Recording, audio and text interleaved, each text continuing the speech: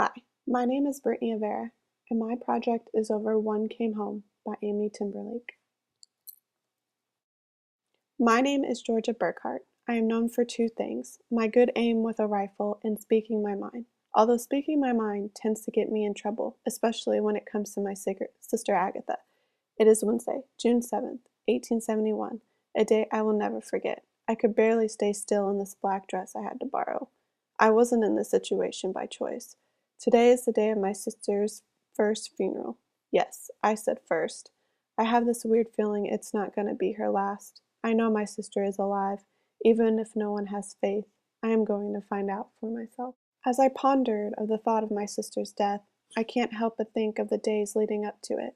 We were arguing a lot because of my tattle-telling ways, but it was always been for her own good. I didn't want her to leave me. However, one night our fight got out of hand about her staying in town and inheriting Grandfather Bullett's store with me. Agatha got upset talking about it because all she wanted to do was get an education, but Grandfather was against it. She ended up running away that night. She runs away a lot. But after a couple days, we started to worry. Grandfather Bullitt heard from the field that Agatha had been leaving town with the Pigeoneers.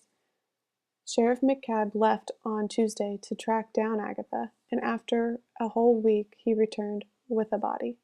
Little was left of that body.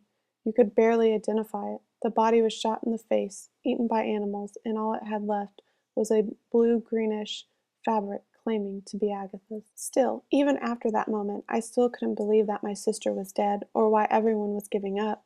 At 11 p.m. on Saturday, I packed a few things in a bag, left a note on my desk, grabbed my rifle, jumped on my horse, and headed out for my journey to find the truth behind my sister's death without anyone knowing, which turned out not happening when Billy, Agatha's ex-lover, tagged along with me. On our journey, we traveled to Dog Hollow, the nearest town to where Agatha's body was found. Along our journey there, we happened to encounter a cougar. Lucky we were able to escape without getting harmed. When we arrived in town, we questioned everyone about Agatha. I almost gave up hope. But then we came across a stranger in the store who gave us a lead that she may have gone to the Garrow's farm. There we ended up finding out that not only was Mr. Gallow an unfriendly person, he was a counterfeiter, and possibly the reasoning for Agatha's death. Later on that night, Gallow's gang found us. I didn't want to kill the men, but I managed to shoot both of their guns out of their hands, and I ended up shooting one of the men's thumbs off. But both men ran off. But Billy wasn't okay. He was confessing things to me about his love for Agatha as he lied there, almost dying. At that moment, I didn't know what to do about Billy. But then, with a stroke of luck, Mr. Armstead, Agatha's past lover, shows up in a wagon taking us back to Dog Hollow and gives me bad news that Grandfather Bullitt has been dead for 2 days. We arrive back in town for yet another funeral. As I go through all the evidence from the journey involving Agatha's death, all I could think to myself, was it a total waste? After telling everyone my journey, everyone thinks so highly of me, saying I'm a sharpshooter and a fooler of counterfeiters. I can't help but cry after realizing how glad I was to be home.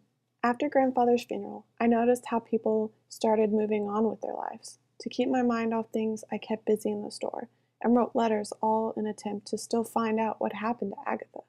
I knew it was time. I went to the river to say goodbye to Agatha in my own way. I had to accept what everyone else was accepting, that Agatha is dead.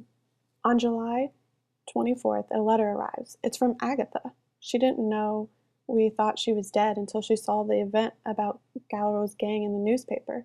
She was at the University of Wisconsin-Madison. I was so mad at Agatha, but so proud of her for going out and doing what she wanted, getting an education. After that, everything was like it used to be, even better. I knew Agatha couldn't have been dead. However, I still wondered whose body it was they found. In September, Mrs. Gallerow came into the store asking for a guide to the cemetery. I was thinking she was paying her respects to Grandfather. It turns out she went to see Agatha's grave. It turns out that the body is Dorleen Galloway, their daughter. Her father accidentally shot her and tried to hide all the evidence. It really opened my eyes to see the true meaning of value of life. I put away my rifle and now know what my life should be like Agatha's. I need to find my own place in this world.